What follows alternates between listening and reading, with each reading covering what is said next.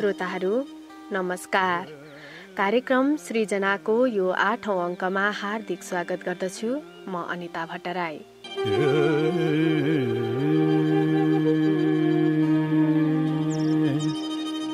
हामीले कला, साहित्य र प्रतिभाको विकास र लामो समयदेखि आफ्नो सृजनामा व्यस्त रहँदै आउनुभएका सर्जकहरूको सृजना श्रोतामाझ धनकुटाकै पहिलो सामुदायिक रेडियो धनकुटा FM 106.2 मेगाहर्ज धनकुटाबाट हरेक आइतबार राति 8:30 बजेदेखि पस्कदै आइरहेका छौं।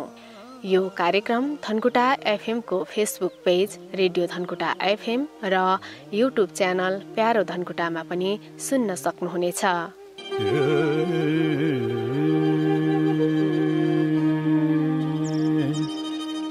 धनकुटा कविहरूको जिल्ला पनि हो। यहाँ थुप्रै सर्जकहरू हुनुहुन्छ।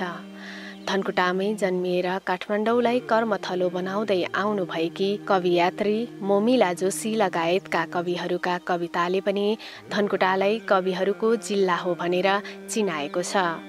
धनकुटामै बसेर पनि कविता सृजना गरेर रमाउने सर्जकहरू अनगिन्ती हुनुहुन्छ। तर विडम्बना कतिपय राम्रा सर्जकहरू ओझेलमा परिरहनु भएको छ। हामी यस्तै ओझेलमा परेका र लामो समयदेखि सृजनामा व्यस्त रहे पनि पछिल्ला दिनमा चर्चा भन्दा बाहिर रहनुभएका सर्जकहरूका सृजना बाहिर ल्याउने प्रयास गर्छौं।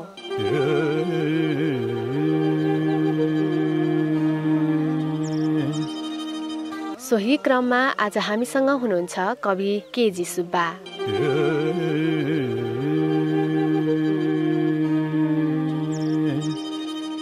धनकुटाको मौना बुधुक वडा नम्बर 6 मा 2032 साल माघ 10 गते जन्मिनु भएका सुब्बाले निकै राम्रा कविताहरू कोर्नुहुन्छ। आज हामी कवि केजी सुब्बाका सृजनाहरू कार्यक्रम सृजनामा प्रस्तुत गर्ने जमर्को गर्दैछौँ।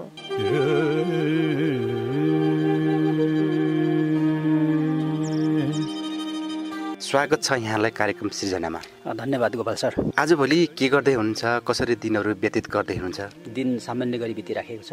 कविता लेख्ने, बाँकी सामान्य आफ्नै कर्महरू गर्ने, विशेष उल्लेखेको र खास त्यस्तो अहिले छैन। तपाईँ कविता चाहिँ खास के को लागि लेख्नुहुन्छ? कविता के को लागि लेख्ने भन्ने कुरा चाहिँ यो आफैमा एउटा गहन कुरा हो। पहिलो कुरा त कविता कविमा कवित्व चेत जब आउँछ तब कविले कविता आत्मसन्तुष्टिको लागि लेख्छ र त्यस पछाडि उसको आत्मसन्तुष्टिलाई मात्रै यदि कविताले सम्बोधन गर्ने हो भनेदेखि फेरि त्यो कविता अपुरो हुन्छ। तसर्थ कविता फेरि पनि समाज, देश, परिवेश र संसार विश्व ब्रह्माण्डको लागि लेखिने चिज हो। त्यसैले यो चाहिँ अलिकति यसको चाहिँ अब व्यापकता र संकुचितता तरिकाले हेर्ने हो भनेदेखि यसको आफ्नै तरिकाले यसको व्याख्या विश्लेषण त हुन्छ। तर पनि अब कविता चाहिँ खासमा आफ्नो आत्मसन्तुष्टि, समाज, देश, परिवेश र दुनियाँको निम्ति नै लेखिने चिज हो। तपाईँले कविता धेरै लेखिसक्नु भएको छ। कुन विधाको कवितालाई चाहिँ बढी प्राथमिकता दिनुहुन्छ? कुन विधाको कवितामा कलम बढी चलाउनुहुन्छ? म कविता सबै खाले कविता म मन पराउँछु। म पद्य कविता पनि मन पराउँछु, गद्य कविता पनि मन पराउँछु। तर पनि अहिलेसम्म मैले लेखिरहेको कविता भने गद्य कविता हो। कारण के छ भनेदेखि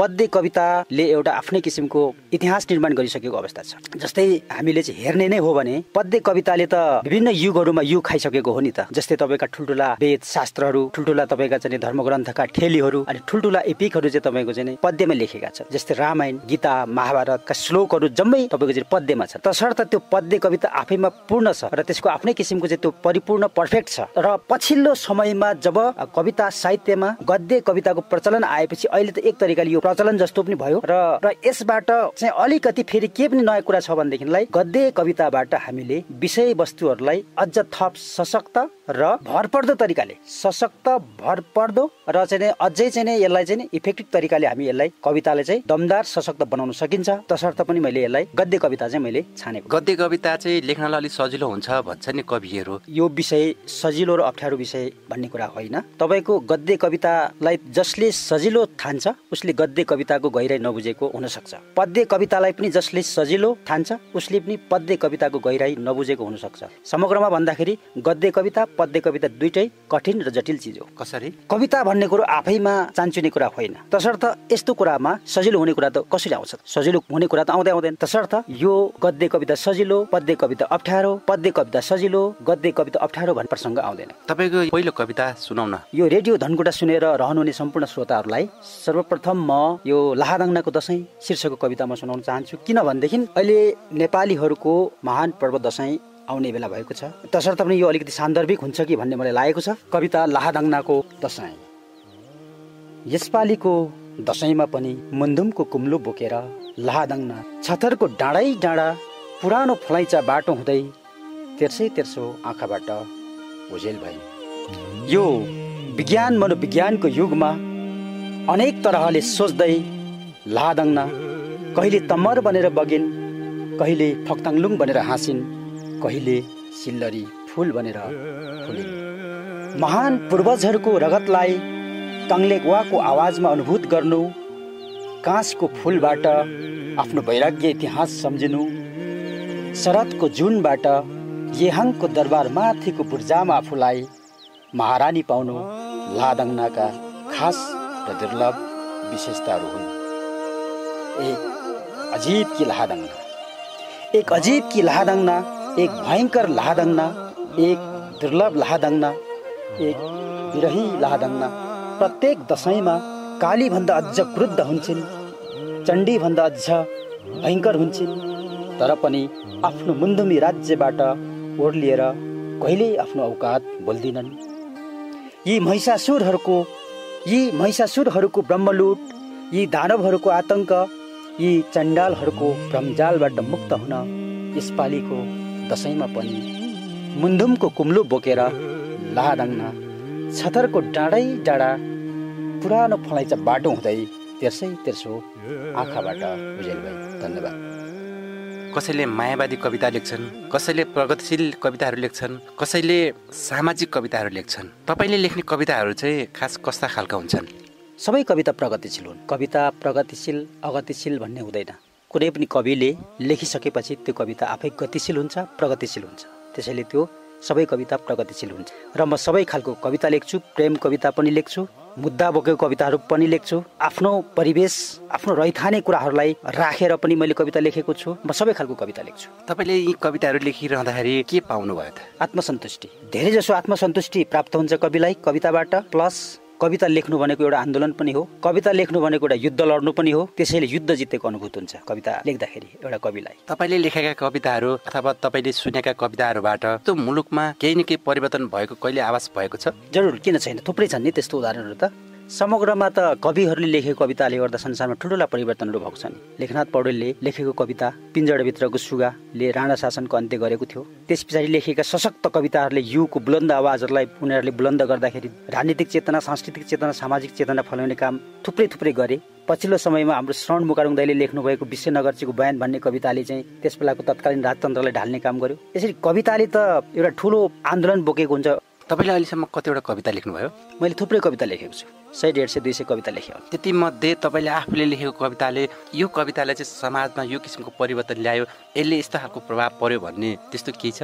अच्छा, तर प्रोपरली यस्तै भयो भन्ने कुरा त म यहाँ भन्न सक्दिनँ होला। तैपनि मलाई के लाग्छ भनेदेखि मैले थुप्रै कविताहरूबाट जनजीवनमा, जनचेतनामा, समाजमा, दुनियाँमा, परिवेशमा उनीहरूलाई मार्गनिर्देश गर्ने तरिकाको कविताहरू मैले थुप्रै लेखेको छु। कविहरूले आफ्नो सृजना मार्फत चाहिँ मैले समाज परिवर्तनका लागि यो लेखेँ, मेरो कविताले यो परिवर्तन गर्यो, यो परिवर्तन ल्यायो भनेर दाबी गर्नुहुन्छ। तर एकाध कविताहरू बाहेक धेरै कविताहरूले चाहिँ समाज परिवर्तनमा त्यस्तो उल्लेख्य योगदान दिएको खासै पाइँदैन। त्यही भएर पनि मैले तपाईँको कविताले के त्यस्तो खालको परिवर्तन ल्यायो कि भनेर जान्न चाहेको। मेरो कविताले यस्तो परिवर्तन ल्यायो, उस्तो परिवर्तन ल्यायो भनेर मैले भन्न त मिल्दैन होला। तर कस्तो हुन्छ भनेदेखि खास कविताका श्रोताहरू, पाठकहरू त तपाईँको नेपथ्यमा हुन्छन्।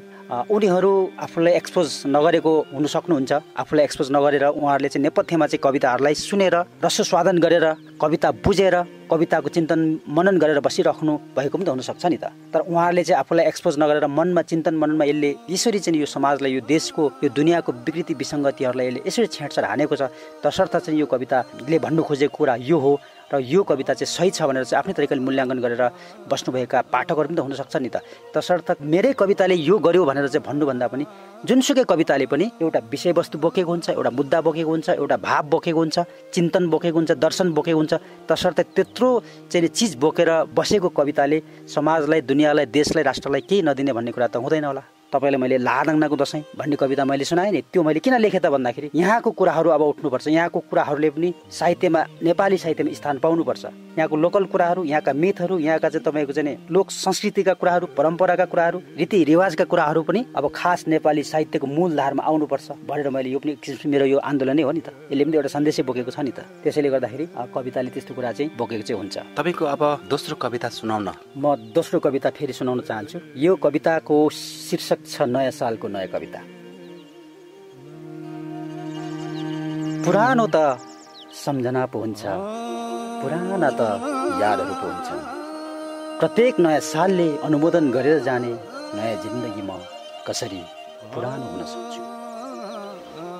बरु पुराना होलान् वैंशका तस्बिर, जोवनका गीत र साना छँदाका यादहरू, तर पुराना छैनन् समयका अनुभवले फुलाएका अर्किडका फुलहरू र सालहरूको चाङमा थुप्रिएका चुनौतीका नयाँ प्रतिमानहरू। अब यही नयाँ सालको ताजा कवितामा लेखिनु पर्छ एउटा जवान अनुभव, जसको विरही सुस्केरामा मोडिएर गाउनुपर्छ बन्जरका फुलहरूले युगिन सिम्फनी यहीको माटोमा। अझ नयाँ अनुभव, अझ नयाँ अनुभव फुलको पछिल्लो पत्रमा खुल्छ। अझ नयाँ दर्शन अनुहारका थुप्रै रेखाहरूमा हुन्छन्। यो नयाँ सालको नयाँ आकाश त्यही बिम्बमा उघ्रिएको हो, तसर्थ अब फेरि यो नीलो आकाशको दृष्टिभ्रमले पोतिनु हुँदैन आभिन्द्रिका तस्बिरहरू। यहाँ प्रत्येक निमेष नयाँ हुन्छ, यहाँ प्रत्येक मृत्यु नयाँ हुन्छ, यहाँ प्रत्येक जन्म नयाँ हुन्छ। तन्नेरी सपना जस्तै कोही कहिल्यै पुरानो हुँदैन। यहाँ पुरानो त सम्झना पो हुन्छ, पुराना त यादहरू पो हुन्छन्। प्रत्येक नयाँ सालले अनुमोदन गरेर जाने नयाँ जिन्दगीमा कसरी पुरानो हुन सक्छु। धन्यवाद। पछिल्लो समयमा कविहरूले बढी शब्दहरू थुपार्ने, सर्वसाधारण नागरिकले कसैले पनि बुझ्न नसक्ने खालको कविताहरू लेख्नुहुन्छ, कोर्नुहुन्छ भनिन्छ। त्यो किसिमको आरोप लाग्ने गर्छ। खास कविहरूले गहन शब्दहरू हाल्नुपर्ने कारण चाहिँ किन होला? दुईटै कुरा सही हो। पहिलो कुरा, कविहरूले अनावश्यक शब्दहरू थुपार्ने, शब्दहरूको डङ्गुर थुपार्ने, गुन्द्रुक खाँदे जस्तै शब्दहरूलाई खात्ने, यो पनि सही छ।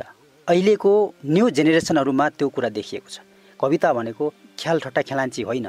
तसर्थ कविता लेख्दाखेरि कविले यी कुराहरू चाहिँ ख्याल चाहिँ गर्नैपर्छ। अनावश्यक शब्दहरूलाई हटाउने र नराखी नहुने शब्दहरूलाई फेरि अनिवार्य राख्नैपर्छ। कविताको पनि त आफ्नो सिद्धान्त हुन्छ नि। कविता किन बिग्रिन्छ, कविता किन नराम्रो हुन्छ भन्दाखेरि कवितामा राख्नै पर्ने शब्दहरू चाहिँ नराख्नु पर्ने शब्दहरूलाई कविले चुज गरेर कविता बिगाड्छ। तब चाहिँ उसले चाहिँ आफ्नो कविता मात्रै बिगार्दैन, साहित्यकै बेइज्जत गर्छ, कविताकै बेइज्जत गर्छ। अनि त्यस्तो अवस्थामा चाहिँ खासमा पाठकहरूले, साहित्य अनुरागीहरूले त्यो विषयवस्तुमा गुनासो पोख्नु स्वाभाविक हो। तर फेरि यति भनिरहँदाखेरि कुरो के पनि हो भनेदेखि क्लिष्टता भन्ने कुरा चाहिँ साहित्य क्लिष्ट भयो, बुझिएन। अलिकति चाहिँ यो नबुझिने शब्दहरू प्रयोग भए, स्वैर कल्पनामा आधारित कविताहरू लेखिए भन्ने जुन आरोप छ। अब त्यसमा चाहिँ म के भन्छु भनेदेखि कहिलेकाहीँ के हुन सक्छ भने कविता क्लिष्ट हुन्छ। किन क्लिष्ट हुन्छ भनेदेखि जीवन पनि त क्लिष्ट छ नि। जसरी जीवन क्लिष्ट छ, जीवन जगत क्लिष्ट छ, संसार विश्व ब्रह्माण्ड क्लिष्ट छ नि, तसर्थ त्यसरी नै कविता पनि क्लिष्ट हुन सक्छ। कविहरू चाहिँ बढी भावनात्मक हुन्छन्, भावनामा डुब्छन्। भावनामा डुबेर लेख्दाखेरि कता कता कविहरू बरालिन्छन्, अल्मलिन्छन् भन्ने खालको आरोप पनि त छ नि, होइन? कविहरूले त कवितामा बरालिए, तर दुनियाँमा बरालिने मानिसहरू त फोक्समार्टमा त्यतिकै बरालिएका पनि छन् नि, होइन? त्यतिकै बरालिनु भन्दा त, त्यतिकै भकिएर हिँड्नु भन्दा त कवितामा बरालिनु राम्रो होइन र सिर्जनामा बरालिनु राम्रो होइन र? तर त्यति हुँदै पनि स्वाभाविक रूपले कविहरू असामान्य टाइपका चाहिँ हुन्छन् नि। सामान्य माइन्डले हामीले कविता लेख्न सकिँदैन। सामान्यतया मान्छे जन्मेपछि हुर्किनुपर्छ, बढ्नुपर्छ, उसलाई खानपिन चाहिन्छ, उसलाई लुगा कपडा चाहिन्छ, शिक्षा चाहिन्छ, उसले चाहिँ त्यही अनुसारको चाहिँ उसले पालन पोषण चाहिन्छ सामान्य रूपमा। तर त्यो सामान्य रूपले त्यो तरिकाको सोचाइबाट, त्यो तरिकाको चेतनाबाट, त्यो मनोविज्ञानबाट हामी कविता लेख्न सकिँदैन। हामीले कविता लेख्नको लागि केही उग्र हुनैपर्छ, केही पागलपन देखाउनै पर्छ, केही तपाईँले भने जस्तै केही बरालिनु पर्ने अथवा केही असाधारण छाँटकाटहरू हामीले देखाउनै पर्ने हुन्छ। किनभनेदेखिलाई कविता त्यस्तो ठाउँमा लुकेको हुन्छ नि जो चाहिँ सामान्य आँखाले देख्न सकिँदैन। त्यसलाई हेर्नको लागि असामान्य आँखा चाहिन्छ। सामान्य ज्ञान पढेको मान्छे अधिकृत होला, सुब्बा होला, खर्दार होला, सचिव होला, उपसचिव होला, तर तिनीहरूले कविता लेख्न सक्दैन। किनभनेदेखि उनीहरूले सामान्य ज्ञान पढेका हुन्छन्। तर कविता लेख्नलाई असामान्य ज्ञान चाहिन्छ, विशिष्ट ज्ञान चाहिन्छ, विशिष्ट दृष्टि चाहिन्छ, चिन्तन चाहिन्छ, दर्शन चाहिन्छ। विशिष्ट तरिकाले हेरियो भने मात्रै कविता लेख्न सकिन्छ, तसर्थ सामान्य तरिकाले कविता लेख्न सकिँदैन। अब यो कुरा चाहिँ हामीले बुझ्न जरुरी चाहिँ छ। अब अर्को कविता सुनाउन। हजुर, ल अर्को कविता अस्तित्वको क्रोनोलोजी। म एउटा अस्तित्व हुँ साम्माङ युग र सुपर कन्टिनेन्टको। मुन्धुमले बकेको सत्य जस्तै डिएनए सरिरहेको छु युग युगदेखि युग युगसम्म। कसरी आए होला समयको नाइल जस्तै मानसरोवर तल तलसम्म। कहिले युगपुङ्गेनले हानेको छेलोको ढुङ्गा फक्ताङलुङ नै होला भन्ठान्छु। कहिले मिक्लाजङको निगालो घारीबाट रसिएर कम्फू दोभानको सङ्लो पानीमा ऐना हेर्छु र मन मने गम्छु। म कुन चक्रवर्ती सम्राटको कहिले नमासिने विलुप्त युवराज हुँ। म कुन आपुङ्गी राजाको कतिौँ पुस्ता तल खसेको अवतारी राजा हुँ। म महासङ्ग्राममा नढलेको अस्तित्वको उभार प्रलयको हुरीले फुकेर निभ्न लागेको समय आफै जगमगाएर आउने अल्ट्रा भाइलेट लेप्मुहाङको कण प्रतिकण अनेक लेप्मुहाङ। प्रत्येक मृत्युको विकल्पमा पल प्रतिपल इतिहासको सङ्घारमा खडा हुन यही नस्ल बोकेर उभिएको छु। एक अस्तित्वको क्रोनोलोजी जसको निम्ति मृत्यु अगावै बाँचिसकेको हुनुपर्छ मैले। अणु परमाणुमा टुक्रिनु अगावै यो घाम छायाको अनुकूलतामा जन्मिसकेको हुनुपर्छ मैले। यो धरतीको गर्भमा कि त भ्रूणमा कतै उम्रिरहेको छु। नमदुङ सेमीमा पोली हाले पनि माटोको रङ जस्तै अनुहार लिएर भगत एक्लै लुरिङदम्माको कोखबाट अनेक भई हुर्किने म एउटा अस्तित्व हुँ साम्माङ युग र सुपर कन्टिनेन्टको। मुन्धुमले बकेको सत्य जस्तै डिएनए सरिरहेको छु युग युगदेखि युग युगसम्म। धन्यवाद। धनकुटामा बसेर कविता कोर्दाखेरि आफू ओझेलमा परे जस्तो लाग्दैन? त्यस्तो लाग्दैन मलाई। कविले त्यो सोच्ने कुरा पनि भएन। चर्चामा आउनु ठुलो कुरो होइन। अहिले कस्तो कुराहरू चर्चामा आउँछ भन्दाखेरि उटपट्याङ कुराहरू, हल्का कुराहरू, कस्मेटिक टाइपका कुराहरू, बनावटी कुराहरू, नक्कली टाइपका कुराहरू चर्चामा आउने हो नि त। खास गहन चिजहरू, खास अर्थपूर्ण चिजहरू, खास गहन चिजहरू, खास मूल्यवान चिजहरू त कहिले पनि चर्चामा आउँदैनन् नि। तसर्थ चर्चा पाउनु भनेको एउटा कुरो हो, तर कविता लेख्नु, कवि हुनु, कविता सशक्त कविता लेख्नु अर्कै कुरा हो। तर मोफसलमा बस्यो भने जतिसुकै राम्रा सिर्जनाहरू भए पनि चर्चा पाउन सक्दैनन् भन्ने खालको पनि त कुरा गरिन्छ नि त। त्यो कुरामा मलाई विश्वास लाग्दैन। किनभने फसल भन्ने कुरा आफैमा फेक कुरा हो। त्यो आफैमा गलत बुझाइ हो। किनभने तपाईँ हामी यहाँ बसिराख्यौँ, हामी आफै सेन्टर हौँ। गोपाल बराइली आफैमा एउटा सेन्टर हो, ऊ आफै इपी सेन्टर हो। केजी सुब्बा आफैमा एउटा सेन्टर हो, ऊ आफैमा इपी सेन्टर हो। यहाँ मोफसल भन्ने कुरा चाहिँ कसले भन्यो? काठमाडौँले हामीलाई मोफसल भन्छ भनेदेखि हामी पनि त्यसलाई मोफसल भनिदिन्छौँ। सेन्टर त प्रत्येक चिजमा हुन्छ नि त। तपाईँको आत्मा तपाईँको सेन्टर हो, मेरो आत्मा मेरो सेन्टर हो। हामी आफैमा हामीसँग इपी सेन्टर छ नि त। भने पछाडि हामी मोफसलमा छँदैछौँ न। पहिलो कुरा कविता मोफसल हुँदैन। कविता एउटा चाहिँ तपाईँको चाहिँ इपिसेन्ट्रिक बेसबाट लेखेको हुन्छ। त्यस कारणले त्यो कुनै पनि हालतमा त्यो मोफसल हुँदैन। ओझेल भन्ने कुरा र चाहिँ तपाईँको चर्चामा आउने नआउने भन्ने कुरा चाहिँ मैले अघि पनि भनिहालेँ। चर्चामा आउने त चोरहरू, फटाहरू, लुटेराहरू, देश लुट्नेहरू, उटपट्याङ गर्नेहरू चाहिँ त्यस्तो किसिमका मान्छेहरू चर्चामा आउने। त्यो न्युजले ल्याउने, युट्युबहरूले ल्याउने, उनीहरूले ल्याउने हुने त्यस्ताहरू ल्याउने। सामाजिक रूपमा चाहिँ अलिकति चाहिँ चरित्रहीन मान्छेहरूलाई युट्युबरले ल्याएर चाहिँ चर्चामा आएको पनि तपाईँले देख्नु भएको छ नि। त्यसैले चर्चामा आउनु एउटा कुरा हो, तर शक्तिशाली, सशक्त, अर्थपूर्ण र खास कविता लेख्नु अर्कै कुरा हो। त्यो कुरा चाहिँ चर्चामा आउनु र चर्चामा नआउनुसँग सरोकार राख्दैन। कविता लेखिरहनु चाहिँ अर्थ राख्दछ। तसर्थ मलाई यो कुरामा चाहिँ विश्वास लाग्दैन। धनकुटामा थुप्रै साहित्यकार हुनुहुन्छ, थुप्रै सर्जकहरू हुनुहुन्छ। केही सर्जकहरू काठमाडौँमा बस्नुहुन्छ र धनकुटालाई फर्केर पनि हेर्नुहुन्न भन्ने आरोप पनि लाग्ने गर्छ। तपाईँ धनकुटामै हुनुहुन्छ के साँच्चै धनकुटाबाट उत्पादन भएका, धनकुटाको माटोबाट हुर्किएका कविहरू उहाँहरूले धनकुटालाई भुलेकै हो त? होइन, त्यसो पनि नभनौँ। किनभनेदेखि मैले मेरो 2400बाट म यहाँ आउँदाखेरि 2400 भुलेको हुँदिनँ नि। उनीहरूले हृदयमा राखेका होलान्, मनमा राखेका होलान्। कामले, व्यस्तताले, जागिरले अथवा व्यवसायले अथवा कुनै आफ्नो पेसाले, आफ्नो व्यस्तताले उहाँहरू धनकुटा आउनु नपाउनु होला, त्यो उहाँहरूको कुरा हो। तर सम्झिनु भएको होला, सम्झिनुहुन्छ होला जस्तो मलाई लाग्छ। किनभने बिर्सिनुहुन्छ जस्तो मलाई लाग्दैन। त्यसमा नि अब कविहरू त धनकुटाबाट थुप्रै कविहरू हुनुहुन्छ। अब हामीले सम्झिनै पर्दाखेरि मोमिला दिदी हुनुहुन्छ, होइन, तुलसी दिवस दाई हुनुहुन्छ, दयाराम सम्भव दाई हुनुहुन्छ, लगायत थुप्रै कविहरू हुनुहुन्छ। उहाँहरूले धनकुटा फर्केर आउनुहुन्न भन्दाखेरि पनि मोमिला दिदी पोहोर आउनुभयो। हामीसँगै केही प्रोग्रामहरू पनि गऱ्यौँ। तुलसीदेव पनि आउनुभएको थियो। बेला बेला आउनुहुन्छ, आएर हामीसँग कुरा गर्नुहुन्छ, के गरौँ भन्नुहुन्छ। तसर्थ उहाँहरूको मनमा धनकुटा चाहिँ छ। धनकुटालाई कर्मक्षेत्र बनाएर साहित्य सिर्जनामा लाग्ने मध्ये तपाईँ पनि एउटा सिनियर हुनुहुन्छ, अग्रज हुनुहुन्छ। तपाईँहरूप्रति लाग्ने आरोप के छ भने नयाँ पुस्तालाई कहिले पनि साहित्य सिर्जनामा लाग्न प्रेरित गर्नु भएन, गर्नुहुन्न भन्ने खालको चाहिँ सधैँ आरोप लाग्ने गर्छ। किन यस्तो खालको आरोप लाग्छ? यो आरोपमा केही सत्यताहरू छन्। कस्तो पनि हुँदो रहेछ भनेदेखि कहिले कहिले मैले कविता लेख्दै जाँदाखेरि मैले दायाँ बायाँ अघि पछि सबै भुलेको हुँदो रहेछु। स्वयं मेरो समाज, समुदाय, मेरो परिवार पनि भुलेको हुँदो रहेछु। अनि त्यस पछाडि आफू लेख्दै जाने क्रममा, अघि बढ्ने क्रममा सबै कुरा संसारै भुलिएको हुनसक्छ होइन। त्यस अवस्थामा आफूभन्दा पछिल्ला पुस्ताका भाइ बहिनीहरूलाई हामीले भुलिएको हुनसक्छौँ, उनीहरूको सम्झना हामीले गर्न बिर्सेको हुनसक्छौँ र उनीहरूको लागि के गर्ने कुराहरू हामीले बिर्सेको हुनसक्छौँ। त्यो चाहिँ अब त्यसलाई पनि हामीले के कस्तो रूपमा लिन सकिन्छ भने नयाँ जेनेरेसनहरूलाई हामीले चाहिँ अब त्यसरी चाहिँ हामीले चाहिँ सम्झिन नसक्ने एउटा विडम्बना हो। तर अब हामीले चाहिँ के गरिराखेको छौँ भने अहिले आफू पनि कविता लेख्ने र नयाँ जेनेरेसनहरूको लागि पनि केही गर्नुपर्छ भनेर थुप्रैचोटि हामीले छलफल गरेको छौँ। तर छलफल मात्रै गरेर हामीले मनमा चिताएर मात्रै हामीले सोचेर मात्रै पनि नहुँदो रहेछ। त्यसको लागि त कार्यक्रम चाहिँदो रहेछ। अनि काम गर्नको लागि चाहिँ अब विभिन्न कुराहरू, टेक्निकल प्राविधिक कुराहरू हुन्छ, ती जम्मै कुराहरू मिल्यो भने हुन्छ। तर अब त्यो आरोपको विषयमा चाहिँ म के भन्छु भने त्यो स्वाभाविक हो। मैले अघि पनि भने कवि आफ्नै दुःखहरूसँग, आफ्नो चाहिँ परिस्थितिहरूसँग होइन, आफ्नो चाहिँ दुःख सुखहरूसँग चाहिँ तपाईँको, अनि त्यस पछाडि तपाईँको आफ्नै कथा व्याथाहरूसँग चाहिँ लड्ने क्रममा उसले सबै कुरा बिर्सेको हुन्छ। 20औं-25औं वर्षदेखि हामीले कविता लेखेर यहाँ बसेका छौँ। त्यो टाइमभित्रमा थुप्रै नयाँ सर्जकहरू, नयाँ भाइ बहिनीहरू चाहिँ ले कविता लेख्न थाल्नु भएको छ। उहाँहरूको निम्ति साँच्चै नै भन्नुपर्दाखेरि हामीले केही पनि गर्न सकेका छैनौँ।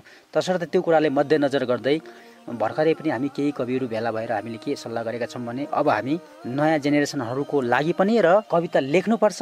कविता भनेको यस्तो चिज हो, यसले चाहिँ यो चाहिँ देश राष्ट्रको निम्ति, समाज समुदायको निम्ति यसले चाहिँ एउटा महत्त्वपूर्ण भूमिका निर्वाह गर्दछ भन्ने किसिमको सन्देश दिनको लागि हामीले केही त्यस्तो कार्यक्रमको लागि तयारी गरेका छौँ, जसको लागि हामी चाँडै नै त्यो कार्यक्रमहरू हामी तयारी गरेर हामी अघि बढ्ने हाम्रो सोच रहेको छ। कार्यक्रम सिर्जनामा तपाईँको अन्तिम कविता सुनाउन। अन्तिममा तपाईँलाई एउटा प्रेम कविता सुनाउँछु है त। सौन्दर्य रोगीको प्रेस्क्रिप्सन। हरेक क्षण हजार आँखाहरू तिम्रो बैंसको उचाइ स्पर्श गरेर बडो मुस्किलले थामिएका छन्। तर यो कुरा तिमीलाई थाहा नहुन पनि सक्छ। जो विशाल खुलदुलीको रहस्य तिम्रो यौवनले बयली खेल्ने साँझ सुस्तरी चल्ने बतासले सुन्नु। यदि तिमीलाई पश्चिम क्षितिजको गोधुली मन पर्छ भने त्यहीँनिर उभिएर हेर्नु, जहाँबाट हेर्दा तिम्रो सुन्दरताको उचाइ र निचाइ छुट्याउने तस्बिर छायाहरू आफैले कोरिसकेका हुनेछन्। तब ती छायाहरूलाई पनि सोध्नु। अर्थात् कुनै दिन हृदयबाटै मुस्कान छुट्यो भने त्यो मुस्कानको चाँदनी उज्यालोलाई पनि सोध्नु। बाँकी तिम्रो नाममा खर्चिएका ती अमूल्य रङहरूलाई जतनले जोगाएर राख्नु। तिम्रो तनको लचकतामा यो आकाशको सापेक्षता लचकिएको छ।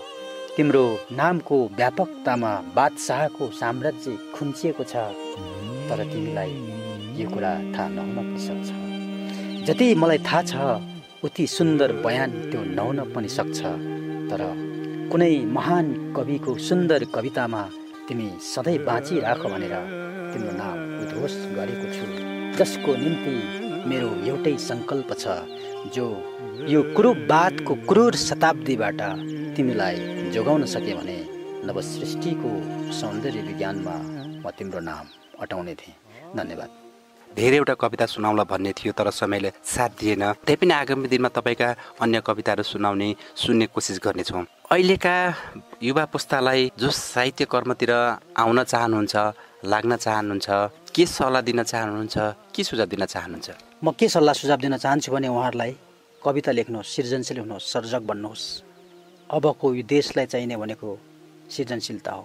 तसर्थ चाहिँ म सम्पूर्ण कवितामा रुचि राख्ने, रचनामा रुचि राख्ने, सृजनामा रुचि राख्ने सृजनशील मनहरूलाई म के भन्न चाहन्छु भनेदेखि हामीले कविता लेखौँ। तसर्थ साहित्यमा आउनुहुने सम्पूर्ण महानुभावहरूलाई म साहित्य सृजना गरिरहनु होला, लेखिरहनु होला।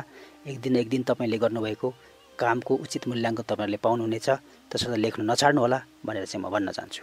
व्यस्त समयको बावजुद पनि रेडियो धनकुटा एफएममा आइदिएर आफ्ना सृजनाहरू प्रस्तुत गरिदिनु भयो। त्यसका लागि यहाँलाई धेरै धेरै धन्यवाद। मलाई यसरी बोलाएर यो आफ्नो कविताहरू सुनाउने, वाचन गर्ने, आफ्नो विचारहरू राख्ने यो सुनौलो अवसर दिनुभयो। त्यसको लागि तपाईँहरूको यो धनकुटा एफएमको युनिट टिम टोलीलाई धन्यवाद दिन चाहन्छु र धनकुटा एफएम सुनेर रहनुहुने सम्पूर्ण श्रोतागणहरूमा आउँदै गरेको विजय दशमीको हार्दिक मङ्गलमय शुभकामना दिन चाहन्छु। धन्यवाद, नमस्कार।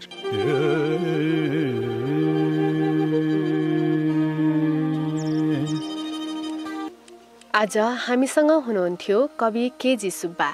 तपाईलाई आजको कार्यक्रम कस्तो लाग्यो? प्रतिक्रिया दिन नभुल्नुहोला। प्रतिक्रिया दिने हाम्रो ठेगाना हो धनकुटा एफएम धनकुटा 7 चुलीवन वा कार्यालयको सम्पर्क नम्बर 026 523 458 मा पनि सम्पर्क गर्न सक्नुहुनेछ। साथै हाम्रो Facebook page radio Dhankuta FM र युट्युब च्यानल प्यारो धनकुटामा पनि सल्लाह र सुझाव दिन सक्नुहुनेछ।